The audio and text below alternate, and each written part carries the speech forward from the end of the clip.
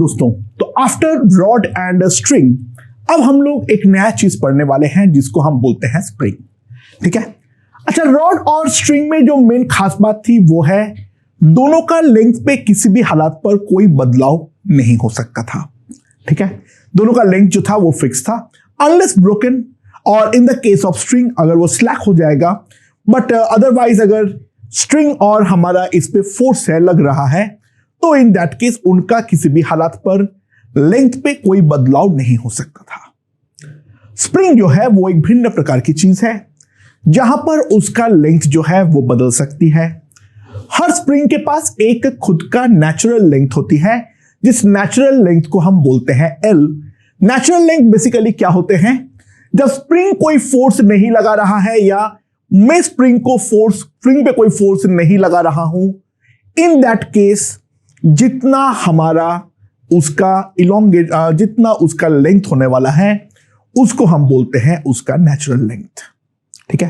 अच्छा, ये वाले चैप्टर पे हम केवल और केवल कंसिडर करेंगे आइडियल स्प्रिंग्स, यानी वो सारे स्प्रिंग जिसके अंदर खुद का किसी भी प्रकार का कोई मास ना हो। ठीक है। सो नाउ अब हम लोग समझते हैं जो स्प्रिंग पे अगर हम फोर्स लगाते हैं तो इन दैट केस स्प्रिंग किस तरीके से हमारा रिस्पॉन्ड करेगा। लेट्स सी, मान लो ये हमारा दीवार है, दीवार के साथ इस एंड पर मैं एक स्प्रिंग जो है वो मैंने लगा दिया। ठीक है। अब मैं दो सिचुएशन बनाऊंगा, इस बात को समझो। पहले वाले केस में मैं स्प्रिंग के ऊपर राइटवर्ड फोर्स लगाना चालू करता हूं F, तो स्प्रिंग जो है वो मेरे तरफ खींचेगा। मैं स्प्रिंग के ऊपर यहां पर एक राइटवर्ड फोर्स लगाया और वो राइटवर्ड फोर्स जो है वो है हमारा F। ठीक है। तो ऑब्वियस सी बात है, जैसे ही मैं फोर्स लगाऊंगा मेरा स्प्रिंग जो है वो बढ़ना चालू करेगा और स्प्रिंग ये कोशिश करेगा जो कि वो अपने आप को रिस्टोर कर पाए, यानी वो वापस अपनी नेचुरल लेंथ को ला पाए। ट्राई टू अंडरस्टैंड मैं क्या बोल रहा हूं। मैं जैसे ही एक्सटर्नली F लगाऊंगा तो स्प्रिंग जो कोशिश करेगा वो अपने आप को रिस्टोर करना चाहेगा और स्प्रिंग पीछे के डायरेक्शन में फोर्स लगाएगा Fs, और मैं लगा रहा हूं F, स्प्रिंग मेरे पे लगा रहा है Fs। ठीक है। तो इक्विलिब्रियम तब सेट हो जाएगी जब F हमारा Fs हो।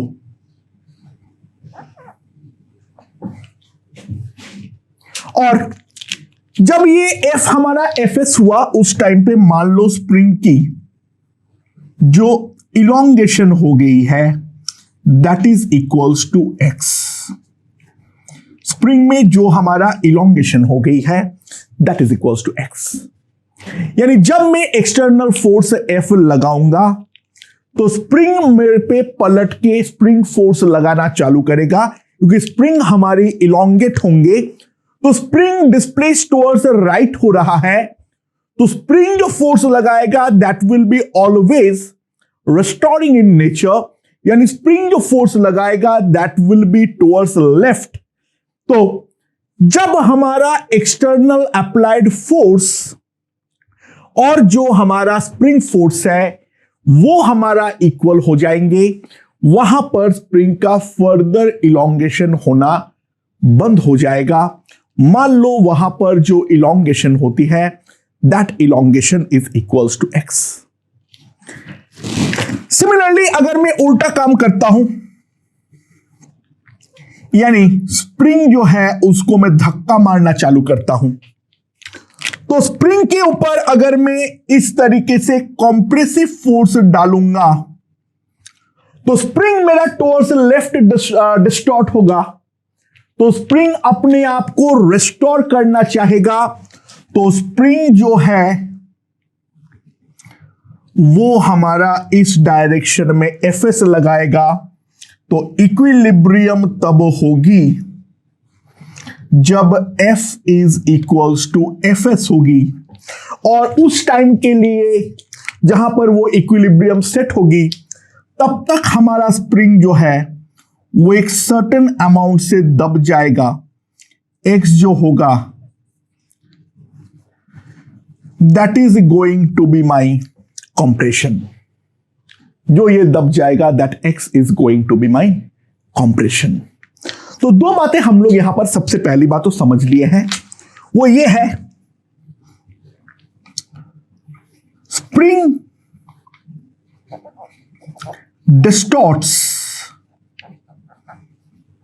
due to application of force।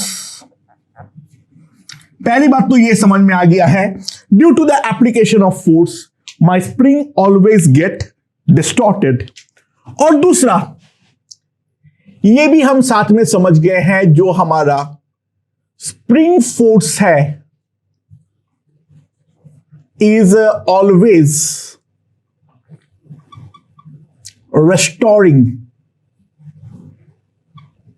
in nature। Spring force जो होगा that is always restoring in nature। ठीक है। नाउ अब यहां पर स्प्रिंग को लेकर लोगों ने बहुत सारे एक्सपेरिमेंट किया, तो इसके रिगार्डिंग हम लोगों का जो पहला लॉ आता है that is called Hooke's law. Hooke भाई साहब ये बोलते हैं जो हमारा स्प्रिंग फोर्स होगा Fs that is proportional to the extent of distortion that is X।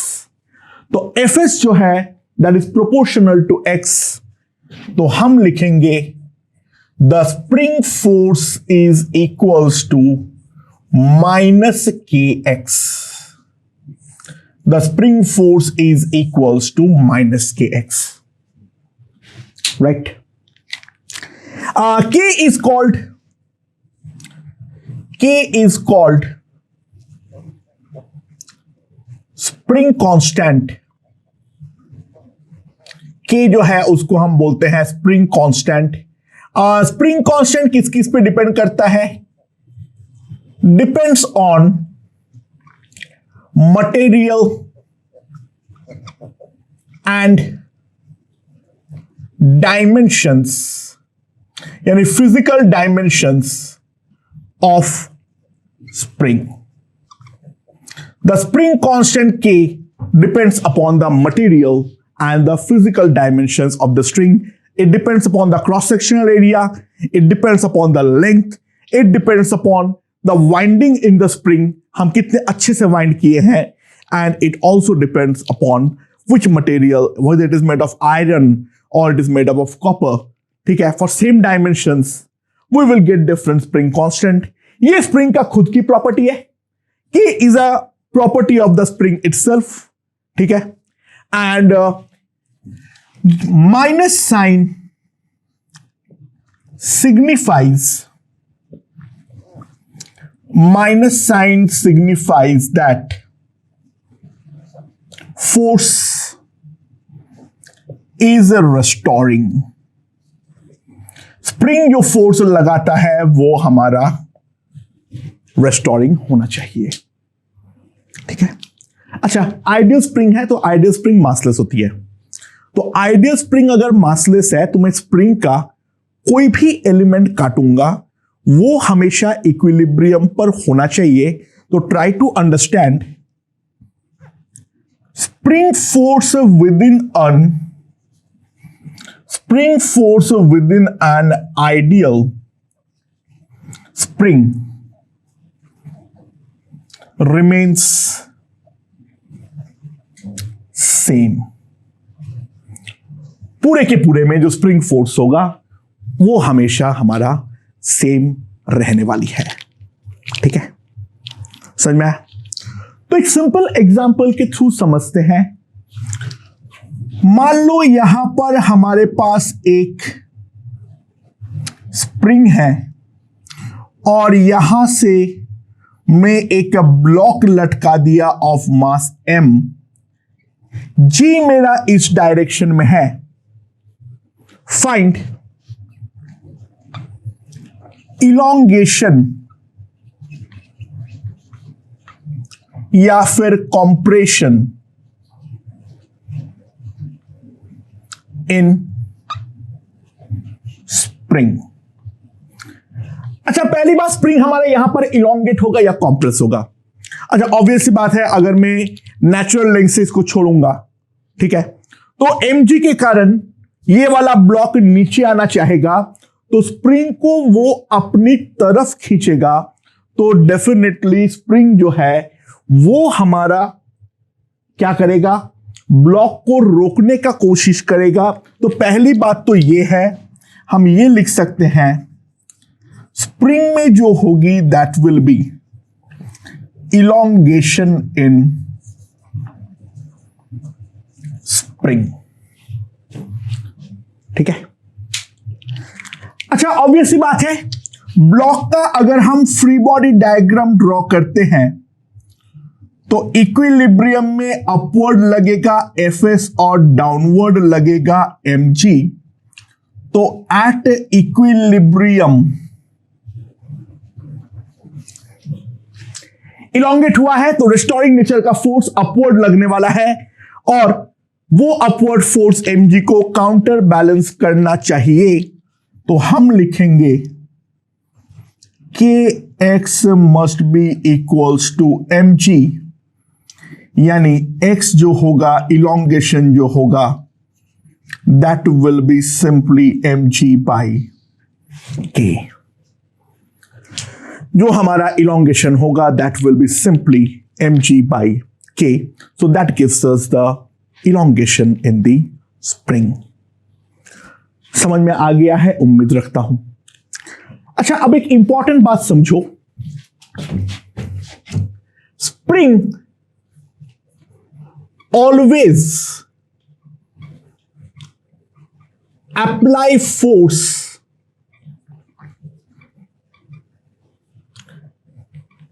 along its length। Spring जो है वो अपने लेंथ के अलोंग ही केवल और केवल फोर्स लगाता है, यानी just like string F perpendicular will be equals to 0 like string। ये कभी भी अपने लेंथ के परपेंडिकुलर डायरेक्शन में कोई फोर्स नहीं लगाने वाला है। जो भी फोर्स लगेगा, चाहे वो पुलिंग हो या पुशिंग हो। देखो, मेन डिफरेंस यहां पे स्ट्रिंग से एक ही आया है। Like rod, it can both pull and push. अगर मान लो मैं इसको ऊपर ले जाने के कंप्रेस करने का ट्राई करूंगा, इट विल पुश। मैं इसको पुल करना चाहूंगा, it will again pull back. ठीक है, it can pull, it can push. ये रॉड के साथ सिमिलैरिटी है, और स्ट्रिंग के साथ जो सिमिलैरिटी है वो ये है, जो हमारा स्प्रिंग है वो अपने लेंथ के अलोंग ही केवल फोर्स लगा सकता है, अपने लेंथ के परपेंडिकुलर किसी भी प्रकार का कोई फोर्स नहीं लगाएगा। अच्छा, मेरे पास यहां पर अगर कोई स्प्रिंग पड़ा हुआ है और यहां पर से मैं एक एंड से फोर्स लगाऊं केवल और केवल F, ये वाला एंड जो है this is the free and. तो ऑब्वियस सी बात है, मेरे हाथ के साथ साथ स्प्रिंग चलता रहेगा, क्योंकि एक एंड फ्री है, तो ये वाला स्प्रिंग मेरे साथ ही मूव करेगा। तो in this case no elongation और कॉम्प्रेशन, यहां पर कोई इलॉन्गेशन या कॉम्प्रेशन जो है वो हमारा हो ही नहीं सकती है। यानी स्प्रिंग को एक एंड को फ्री करके अगर मैं फोर्स लगाऊंगा तो बेसिकली मेरा फोर्स लगेगा ही नहीं, स्प्रिंग पे किसी भी प्रकार का कोई इफेक्ट जो है वो हमारा नहीं पड़ने वाला है। राइट नाउ, तो एक बात बताओ,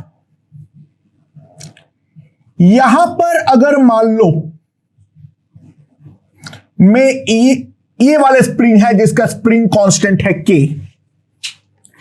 और यहां पर एक तरफ दीवार से अटका के मैं इसको इधर खींचता हूं बाय अ फोर्स F, और यहां पर अगर मेरा इलॉन्गेशन होता है, यहां पर अगर मेरा इलॉन्गेशन होता है X, ठीक है, तो अगर मान लो मैं ये वाला स्प्रिंग को पकड़ लिया दोनों हाथों से, वही स्प्रिंग है, स्प्रिंग कांस्टेंट K ही है, और अब मैं इसको दो तरफ से खींच रहा हूं, इस तरफ भी F, इस तरफ भी F, तो यहां पर इलॉन्गेशन कितनी होगी? क्या x होगी, क्या 2x होगी, क्या x/2 होगी? Try to understand the scenario. Elongation यहां पर भी हमारी x ही होने वाली है, नॉट 2x। दोस्तों यहां पर जो काम मैं अपने हाथों के साथ सहारे कर रहा हूं, ट्राई टू अंडरस्टैंड, यहां पर जो मेरे दीवार है, क्योंकि इसका तो मास 0 है तो नेट फोर्स हमारा बैलेंस्ड होना चाहिए, तो दीवार भी तो यहां पर पलट के F तो लगा ही रहा है ना। इन दोनों सिचुएशन में तो ऑब्वियसली बात है कोई डिफरेंस है ही नहीं। तो पहले वाले केस पे अगर इलॉन्गेशन x है तो दूसरे वाले केस पर भी इलॉन्गेशन हमारे x ही होने वाला है, that is not going to be equal to 2x। अच्छा, और एक इंपॉर्टेंट बात है उसको समझते हैं। मान लो यहां पर दो बंदा है और दो बंदे के साथ मैंने कमर के साथ मैंने एक स्प्रिंग बांध दिया, और यहां पर इनिशियली जो हमारा स्प्रिंग है वो हमारा नेचुरल लेंथ पे है, और अब दोनों बंदा जो है वो हमारा ऑपोजिट डायरेक्शन में जाना चालू कर रहा है। यहां पर जो मेरा दोनों बंदा है वो मेरा ऑपोजिट डायरेक्शन में जाना चालू कर रहा है, और फाइनली जो दोनों बंदे हैं वो ये वाला पोजीशन पे आके मान लो रुका। ये वाला बंदा लेफ्ट की तरफ गया bye an amount of x1, ये वाला बंदा इस लेफ्ट की राइट की तरफ गया bye an amount of x2। तो स्प्रिंग जो इलॉन्गेट हुआ तो नेट इलॉन्गेशन जो होगा, नेट इलॉन्गेशन जो होगा that will be equals to x1 plus x2। तो स्प्रिंग फोर्स जो आएगा that will be magnitude wise k into x1 plus x2, और वो जो स्प्रिंग फोर्स है ये वाले के ऊपर इस तरफ ऐसे लगेगा और ये वाले के ऊपर इस तरफ लगेगा। तो ट्राई टू अंडरस्टैंड, भले ही दोनों बंदा अलग अलग अमाउंट से गया, भले ही दोनों बंदा अलग अलग अमाउंट से गया, इसके ऊपर कितना फोर्स लगेगा वो इसके डिस्प्लेसमेंट पर डिपेंड नहीं करता है, वो स्प्रिंग का नेट इलॉन्गेशन या कंप्रेशन पर डिपेंड करेगा।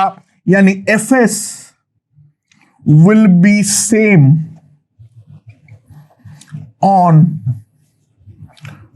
both boys, right?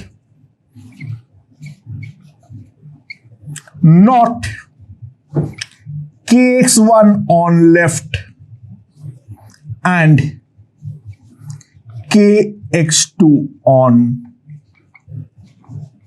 right।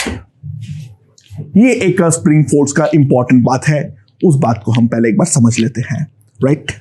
Okay दोस्तों, अब हम देखने वाले हैं स्प्रिंग के कॉम्बिनेशंस, ठीक है? अगर मान लो मोर देन वन स्प्रिंग हो तो इन दैट केस हम किस तरीके से उसको डील करने वाले हैं, ठीक है? तो दो प्रकार के कॉम्बिनेशन मेन इंपॉर्टेंट होता है, एक होता है सीरीज कॉम्बिनेशन और दूसरा जो होता है वो होता है हमारा parallel combination. First of all let's talk about the parallel combination.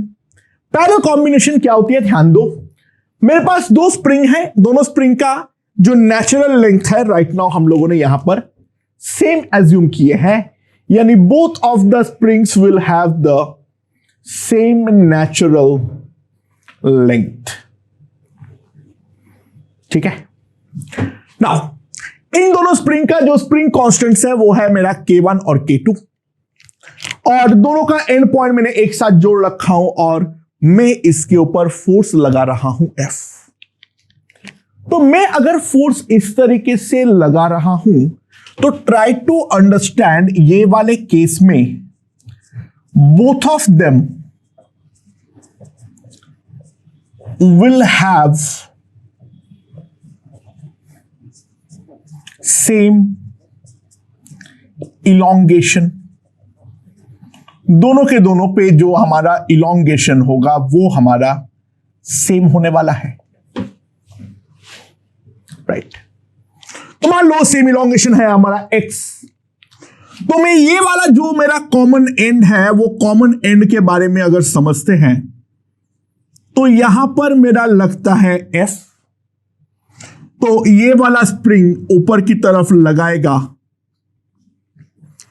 FS1, दूसरा वाला स्प्रिंग ऊपर की तरफ लगाएगा FS2।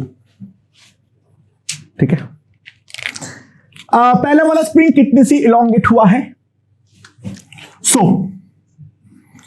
FS1 will be equals to K1 into x, क्योंकि x से इलोंगेट हुआ है, और जो दूसरा स्प्रिंग वो भी x से ही तो इलोंगेट हुआ है, तो FS2 will be equals to K2 into x. Equilibrium में कब सेट होगा, ऑब्वियस सी बात है जब F will be equals to FS1 plus FS2,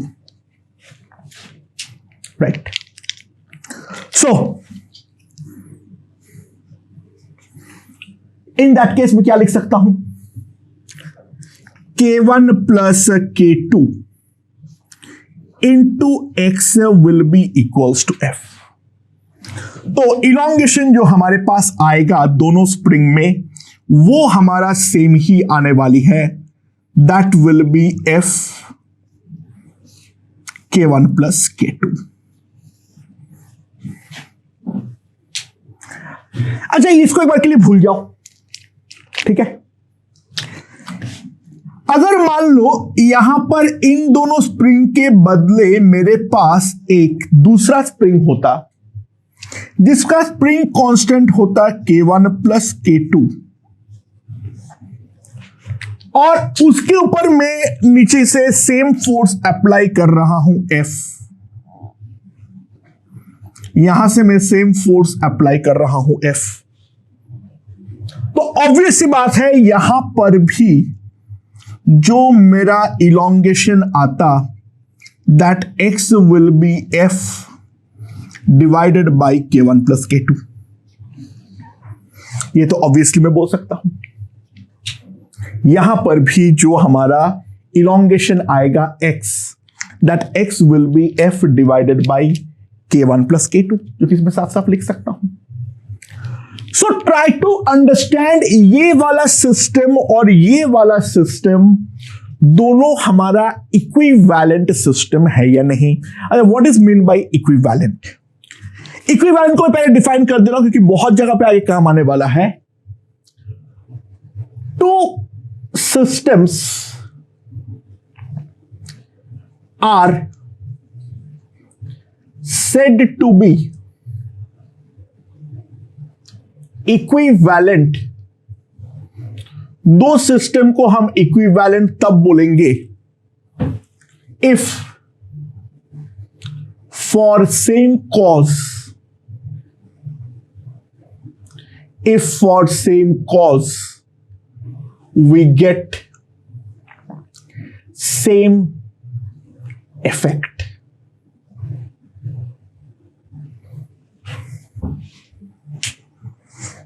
ठीक है, if for same cause I get the same effect, then हम लोग दोनों सिस्टम को क्या बोलने वाले हैं? इक्विवेलेंट सिस्टम बोलने वाले हैं। इस बात को सबसे पहले हम लोग यहां पर समझते हैं। तो ये वाले केस पे हमारा कॉज क्या है? कॉज जो है वो है मेरा फोर्स F, और जो मेरा इफेक्ट है वो है मेरा डिफॉर्मेशन X।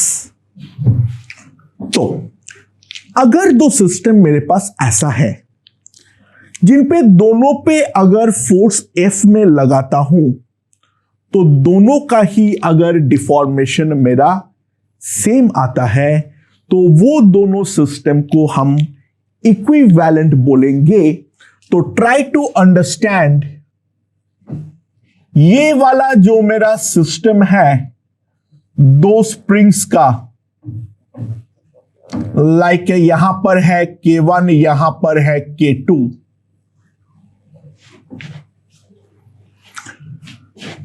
एंड यहां पर मेरे पास एक सिंगल स्प्रिंग है K1 प्लस K2। तो these two systems can be said to be equivalent। यानी ध्यान दो, for multiple springs in parallel, ठीक है, for multiple springs in parallel having spring constant equals to K1, K2, K3 dot dot dot, उसको अगर मैं single spring से replace करूं तो K equivalent will be simply the sum of all the K's, K1 plus K2 plus K3 dot dot dot, जितने springs है। ठीक है, तो अब सवाल आता है जो दो स्प्रिंग पैरेलल में होने का पहचान क्या है? देखो, two springs are said to be in parallel, two springs are said to be in parallel। ठीक है, if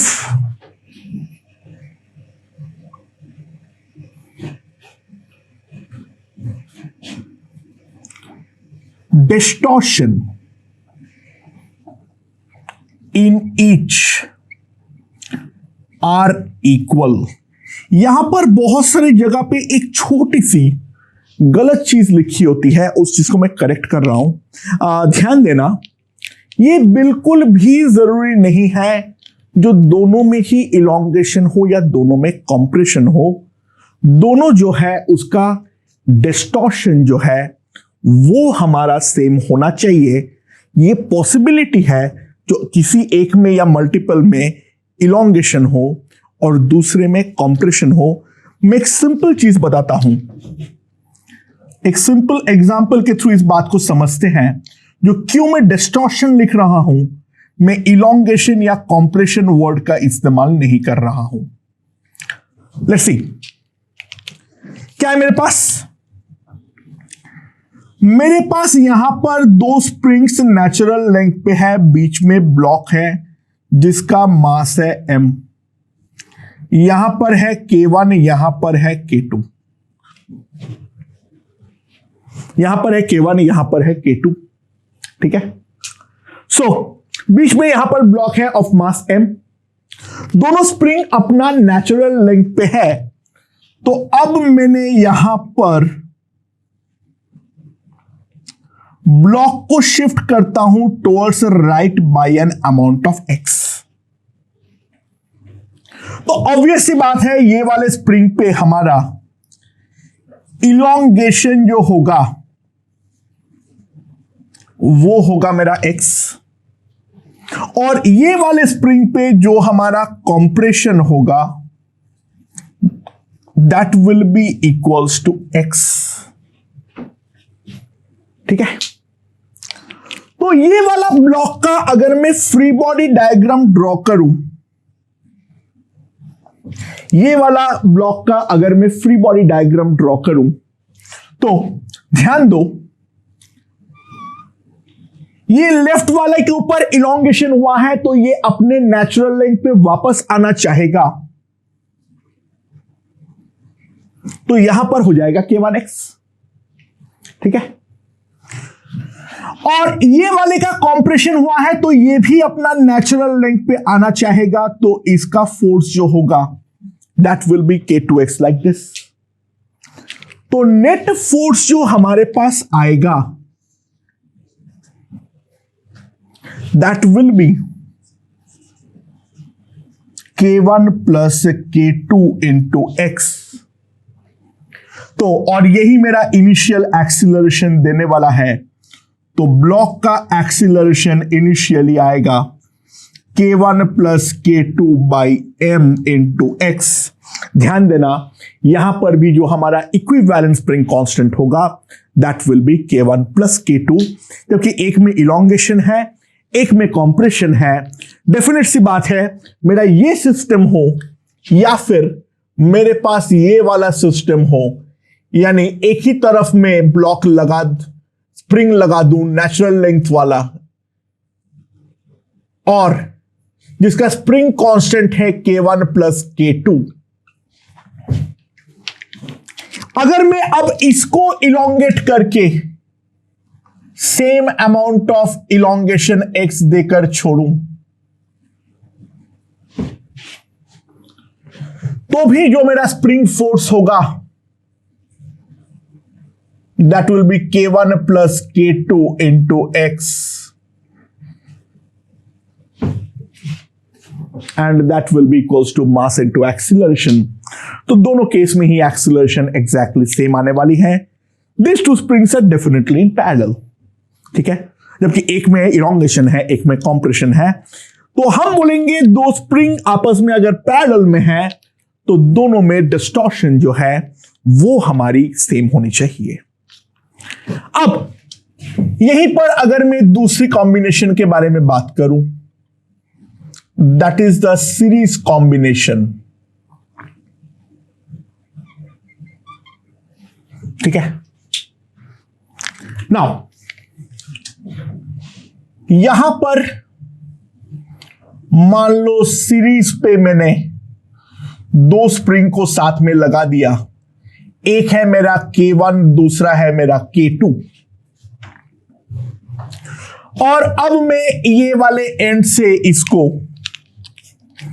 F अमाउंट से खींच रहा हूं, F फोर्स से खींच रहा हूं। फाइंड इलोंगेशन इन बोथ, दोनों पर हमारा इलोंगेशन जो है वो हमारी कितनी होने वाली है, ठीक है। और वहां उस कॉन्सेप्ट से हम लोगों ने इक्विवेलेंट स्प्रिंग कांस्टेंट के बारे में भी देखेंगे। तो अब जैसे मान लो कि इस वाले पे इलोंगेशन होता है x1 और इस वाले पे इलोंगेशन होता है x2, ठीक है। अच्छा, नीचे K2 वाले का फ्री बॉडी डायग्राम ड्रॉ करो। अच्छा, इसके ऊपर फोर्सेस कौन कौन लगा रहा है? तो स्प्रिंग जो खुद के ऊपर फोर्स नहीं लगा सकता है, स्प्रिंग खुद के ऊपर फोर्स नहीं लगा सकता है। तो बेसिकली यहां पर जो है मेरा नीचे से मैं F से लगा रहा हूं, और क्योंकि मेरा स्प्रिंग मासलेस है तो इसके ऊपर नेट फोर्स 0 होना चाहिए। तो ऊपर वाला स्प्रिंग जो है वो हमारा पलट के अपवर्ड F तो डेफिनेटली लगाने वाला है। तो ये वाले स्प्रिंग के ऊपर जो फोर्स लग रहा है that is equals to F, spring constant जो है that is equals to K2। तो इक्विलिब्रियम में F must be equals to K2x2। तो x2 की जो वैल्यू आएगी that will be equals to, यानी नीचे वाले स्प्रिंग पे जो हमारी इलोंगेशन होंगे that elongation will be equals to F by K2। अब ऊपर वाला स्प्रिंग को लेकर हम बात करते हैं। तो ऊपर वाली स्प्रिंग पे फोर्सेस क्या क्या लग रहा है ना। ऊपर वाली स्प्रिंग नीचे वाले को अपवर्ड डायरेक्शन में F लगाएगा, तो ऑब्वियसली नीचे वाले स्प्रिंग ऊपर वाले पे according to the Newton's third law यहां पर डाउनवर्ड F लगाएगा, और जो हमारा ऊपर छत पर कनेक्शन है वो छत जो है वो हमारा पलट के अपवर्ड डायरेक्शन में फोर्स लगाएगा F। तो F की जो वैल्यू आएगी यहां पर भी फोर्स तो वही है, x1 will be equals to F by K1। तो सिंपल सी बात है, जो हमारा नेट इलोंगेशन होगी दोनों स्प्रिंग मिला के, जो हमारा नेट इलोंगेशन होगी x, that will be x1 plus x2 1 by K1 plus 1 by K2। ठीक है। अच्छा, तो सीरीज कॉम्बिनेशन का सबसे बड़ी पहचान अब हमारे सामने आ गई है, वो ये है, इन सीरीज कॉम्बिनेशन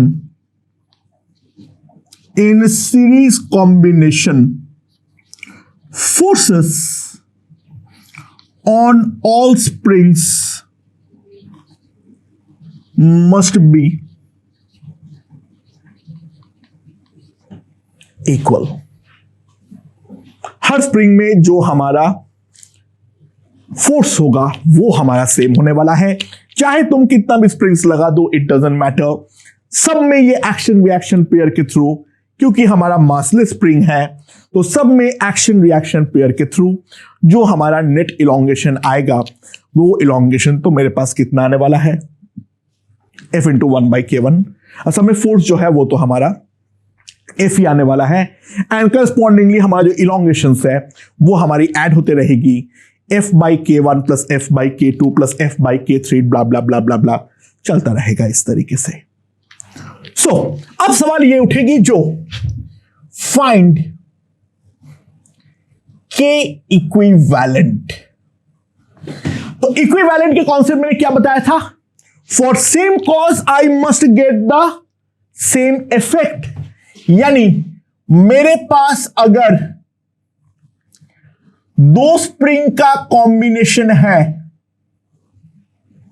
K1 और K2 वाली, इस पर अगर मैं यहां से फोर्स F लगाने पर नेट इलोंगेशन मिलती है x, तो इन दैट केस सिंपल सी बात है, ये वाले स्प्रिंग के बदले में अगर एक सिंगल स्प्रिंग इस्तेमाल करूं K इक्विवेलेंट का, तो यहां दोनों सिस्टम अगर इक्विवेलेंट है तो सेम फोर्स F लगाने पर इस पर भी जो इलोंगेशन होना चाहिए that must be equals to x। तो मेरे पास सिंपली आ जाएगी जो F जो होगी that will be equals to K equivalent into x।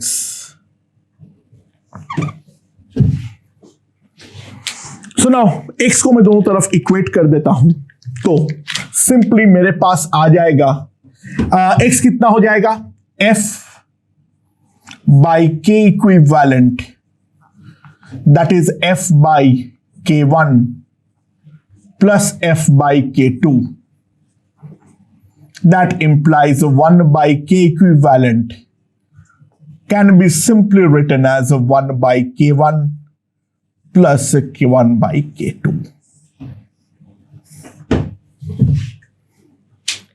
दो स्प्रिंग के लिए हम लोगों ने डिराइव किए हैं, तो इसको अगर हम आगे एक्स्ट्रापोलेट करें फॉर multiple springs,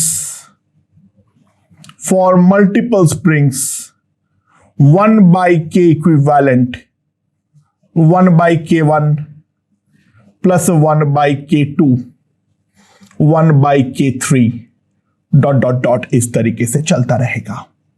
तो दो फंडामेंटल कॉम्बिनेशन जो है वो हम लोगों ने यहां पर समझ गए हैं, और वो ये है पैरेलल कॉम्बिनेशन, यहां पर जो हमारा जो इफेक्ट होगा यानी डिस्टॉर्शन होगा वो सारे स्प्रिंग में सेम होगा, और सीरीज कॉम्बिनेशन में जो हमारा कॉज होगा यानी फोर्स है वो हमारा हर स्प्रिंग में सेम होने वाली है। These two are the basic type of combinations. Uh parallel में यहां पर स्प्रिंग कांस्टेंट्स डायरेक्टली ऐड होंगे। अच्छा, यहां पे जो रेजिस्टेंस वाले होते हैं तुम लोगों ने 10th में पढ़े हो, उसका एग्जैक्टली उल्टा है। रेजिस्टेंस के सीरीज में हम जानते हैं रेजिस्टेंसेस ऐड होते हैं, पैरेलल में उनके रेसिप्रोकल्स ऐड होते हैं। स्प्रिंग के केस में पैरेलल में स्प्रिंग कांस्टेंट्स ऐड होते हैं, और जो हमारा सीरीज में क्या होंगे, सीरीज में हमारे उसके रेसिप्रोकल्स जो है वो ऐड होने वाले हैं। ठीक है, ओके दोस्तों, तो अब हम लोग देखने वाले हैं पार्ट्स ऑफ अ स्प्रिंग। अगर मैं स्प्रिंग को कुछ पार्ट्स में डिवाइड करूं तो इन दैट केस स्प्रिंग कांस्टेंट हमारा किस तरीके से बिहेव करने वाली है उसके बारे में हम लोग एक बार के लिए देखते हैं। तो मान लो मेरे पास एक कोई स्प्रिंग है जिसका स्प्रिंग कांस्टेंट है K, और उसको मैं दो इक्वल पार्ट में कट कर देता हूं। तो सवाल यह है जो दोनों पार्ट हमारा बनेगा उन दोनों पार्ट का जो हमारा स्प्रिंग कांस्टेंट होंगे वो हमारी कितनी होने वाली है। Let's see. तो ये था हमारा ओरिजिनल स्प्रिंग, ठीक है। इसका स्प्रिंग कांस्टेंट था K। अच्छा भाई, सिमेट्री ऑब्वियस सी बात है, जो ये दोनों पार्ट बनेगा इन दोनों पार्ट का मैं स्प्रिंग कांस्टेंट K डैश और K डैश डेफिनेटली बोल सकता हूं। जो दोनों आधे लेंथ का मेरा पार्ट है उन दोनों का स्प्रिंग कांस्टेंट डेफिनेटली इक्वल होगा, ये तो मैं बोल ही सकता हूं, राइट। सो दोनों पार्ट का मैंने स्प्रिंग कांस्टेंट मान लिया K डैश और K dash. Now try to understand, अगर मैं ये दोनों स्प्रिंग को साथ में जोड़ देता हूं और वापस लटका देता हूं, तो ट्राई टू अंडरस्टैंड ये दोनों सिस्टम जो होगा, ये दोनों सिस्टम आपस में इक्विवेलेंट होने वाली है। और ये दोनों सिस्टम अगर आपस में इक्विवेलेंट होने वाली है तो ऑब्वियस सी बात है जो हमारा इन दोनों का इक्विवेलेंट स्प्रिंग कांस्टेंट होगा वो हमारा K होना जरूरी है। तो 1/K dash plus 1/K dash must be equals to 1/K. So that implies 2/K dash will be equals to 1/K. तो हम सिंपली लिख सकते हैं जो K dash must be equals to 2K. जो हमारा स्प्रिंग कांस्टेंट होगा हर एक इंडिविजुअल पार्ट पे वो स्प्रिंग कांस्टेंट हो जाएगा 2K। मतलब ये है when length is mid half, when length is mid half, K becomes twice। जो हमारा स्प्रिंग कांस्टेंट है वो मेरा डबल बन जा रहा है। तो यहां से मैं एक बहुत इंपॉर्टेंट रिलेशन डिराइव करने वाला हूं, that K is inversely proportional to the length of the body. K is inversely proportional to the length of the spring.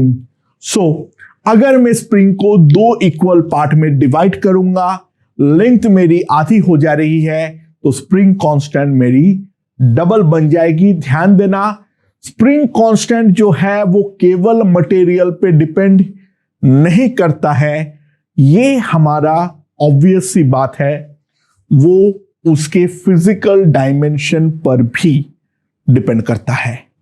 ठीक है, सो मान लो अब मैं ये कहता हूं जो अ spring of spring constant K and natural length L is cut into two parts. एक स्प्रिंग जिसका स्प्रिंग कांस्टेंट है K और उसका नेचुरल लेंथ है L, उसको मैं दो पार्ट पे डिवाइड करता हूं. Now ratio of their lengths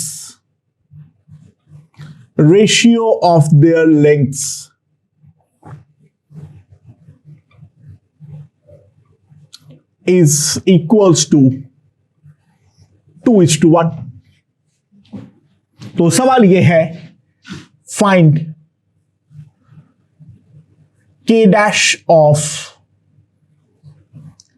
each springs. दोनों स्प्रिंग के जो हमारा स्प्रिंग कांस्टेंट होगा वो हमारा कितनी होने वाली है. तो ऑब्वियस सी बात है, 2:1 पे अगर मैं डिवाइड करूंगा तो लेंथ जो होंगे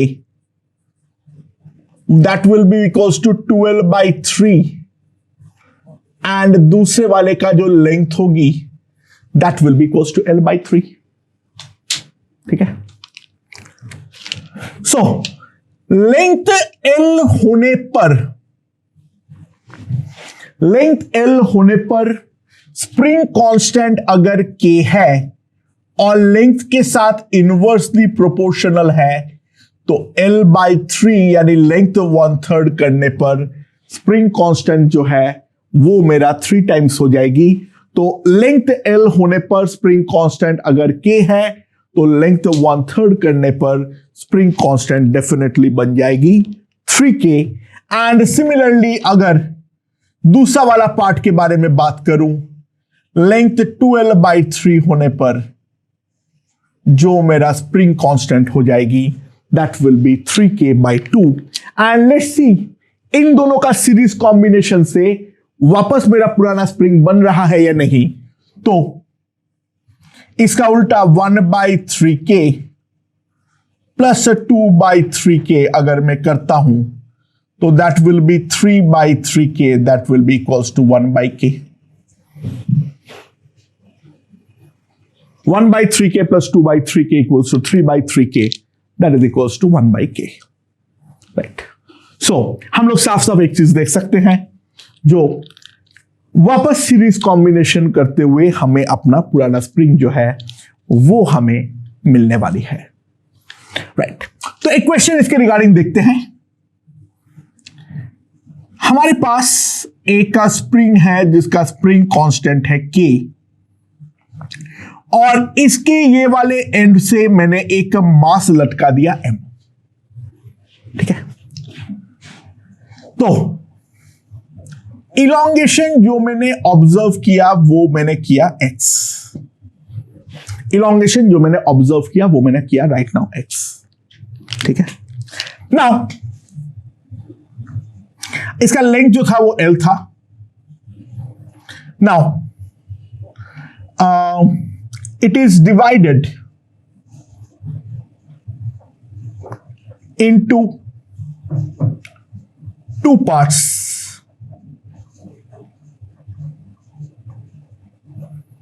One is to 3 लेंथ के रेशियो में. ठीक है. 1 is to 3 लेंथ के रेशियो में. और इन दोनों स्प्रिंग्स को मैंने इस तरीके से ऐड किया और दोनों के एंड से मैंने सेम मास M को लटकाया. ठीक है.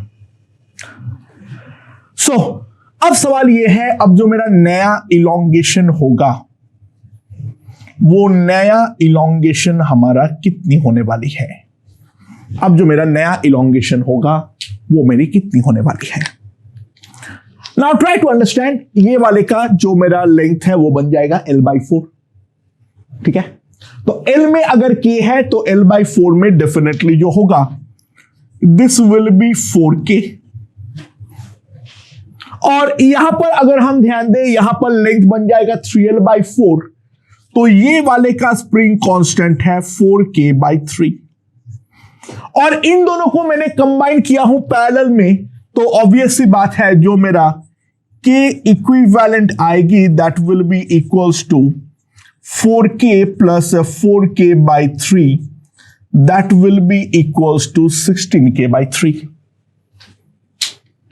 तो मेरे पास सिंपली आ जाएगी 16k by 3 into x dash is equals to mg, तो x dash will be equals to 3 mg by 16k। x dash जो मेरे पास सिंपली आ जाएगी, that will be equals to 3 mg by 16k, that will be the इलोंगेशंस in the spring. ये दोनों spring parallel combination पे है, तो दोनों में इलोंगेशंस तो यहां पर सेम ही आने वाली है। नाउ यहां पर एक मैं इंपॉर्टेंट पैराडॉक्स को लेकर बात करूंगा। ध्यान दो, व्हाट इज द पैराडॉक्स?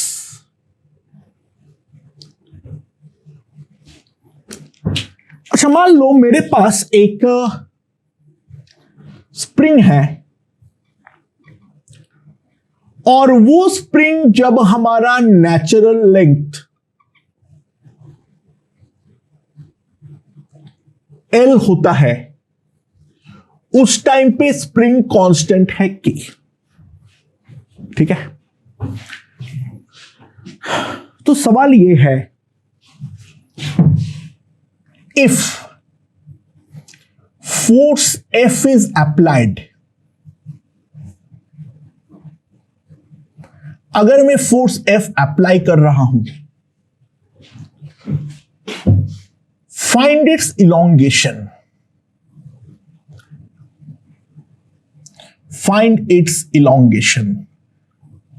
लग सकता है सर क्या वाहियात बात कर रहे हो, वहीं से तो अपनी जर्नी का हम लोगों ने शुरुआत किए थे, वहीं से तो हम लोग अपनी जर्नी की शुरुआत किए थे सर, ये बोल के जो हम लोगों का F इक्वल्स टू KX होता है, तो F इक्वल्स टू अगर KX है तो K आपने दे रखे हो, F आपने दे रखे हो, तो X जो आना चाहिए, तो X तो अभी आपने पढ़ाए हो ना, X equals to F by K होती है।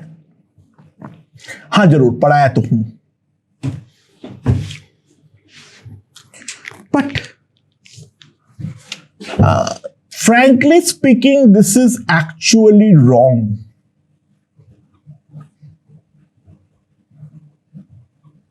एक्चुअल में देखा जाए तो इसमें हल्की सी गलती है। क्या है वो गलती, उसके बारे में थोड़ा सोचने का ट्राई करो। अच्छा देखो, जैसे ही हमारा स्प्रिंग इलोंगेट करेगा, डेफिनेट सी बात है उसका लेंथ जो है वो हमारी बदलने वाली है। तो ट्राई टू अंडरस्टैंड, अगर मान लो मैं मान लेता हूं इलोंगेशन है x नॉट फाइनली, तो इसका जो स्प्रिंग में लगा रखा हूं उसका new length will be nothing but L plus x not. देखो स्प्रिंग का जो स्प्रिंग कांस्टेंट है वो कोई कांस्टेंट वैल्यू तो है नहीं, वो एक्चुअल में लेंथ पर डिपेंड करता है। तो लेंथ L पर अगर स्प्रिंग कांस्टेंट हमारा K है, लेंथ L पर अगर हमारा स्प्रिंग कांस्टेंट K है, तो K is inversely proportional to the length. तो try to understand K into L will be K dash into L plus X naught। यहां पे K dash जो है वो है हमारा नया स्प्रिंग कांस्टेंट, एंड यहां पर जो नया स्प्रिंग कांस्टेंट होगा K dash, that will be KL L plus X naught। सो ये जो मेरा नया वाला स्प्रिंग कांस्टेंट है उसके अकॉर्डिंग हमें फोर्स लगने वाली है K डॉट एक्स नॉट और इधर से F। So try to understand, जो मेरा F होगी that will be equals to KL x naught by L plus x naught. And FL plus FX0 KLX0, यानी X0 की जो ट्रू वैल्यू आएगी that will be FL KL minus F into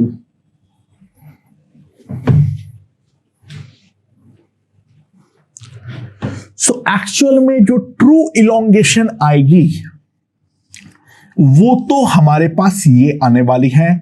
सबसे पहले हम इस बात को समझने का ट्राई करें, ठीक है। This is the true elongation. So हम लोग फिर यहां पर ये चीज क्या बार बार अप्लाई करने वाले हैं? जवाब है नहीं।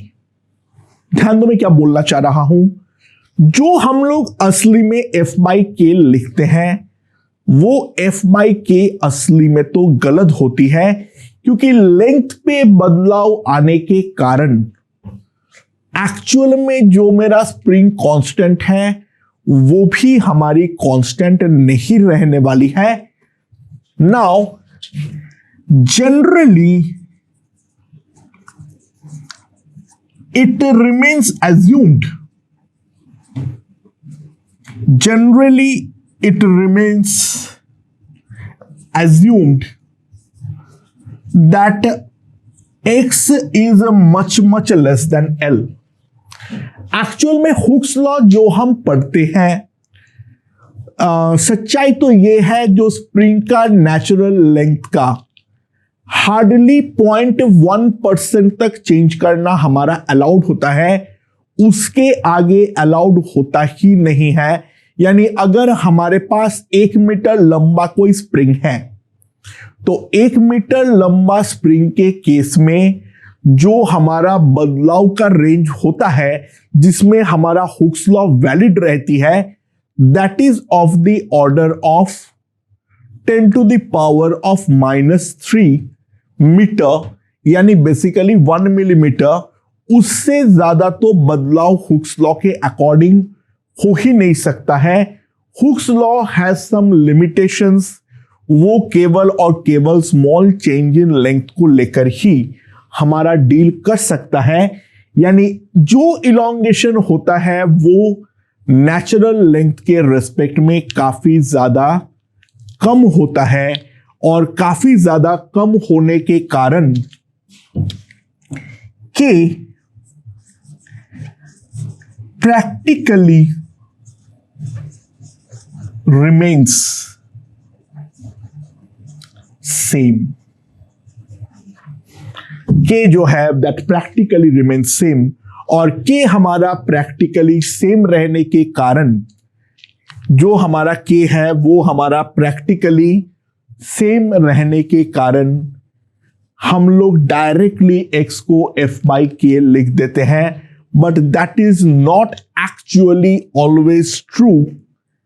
अब बात यह है, अब तुम लोग एग्जाम पॉइंट ऑफ व्यू से बात कर रहा हूं। इन NLM questions unless stated we consider K to remain constant। अब हम लोग सच जान गए हैं तो अब एग्जाम पॉइंट ऑफ व्यू से भी बात कर लेते हैं। अगर कोई हाथ धो के हमारे पीछे ना पड़े तो बताओ बेटा असली में क्या हमारा लेंथ पे बदलाव हो रहा है, तो हम जो ये के का चेंज होते हैं उस चीज को पूरी तरीके से नजरअंदाज करते हैं, और इस कारण पे यहां पर F इक्वल्स टू के एक्स को हम हर x के लिए अप्लाई कर देते हैं। But frankly speaking that is definitely wrong. हमें एक्चुअल में k का चेंज को कंसिडर करना चाहिए।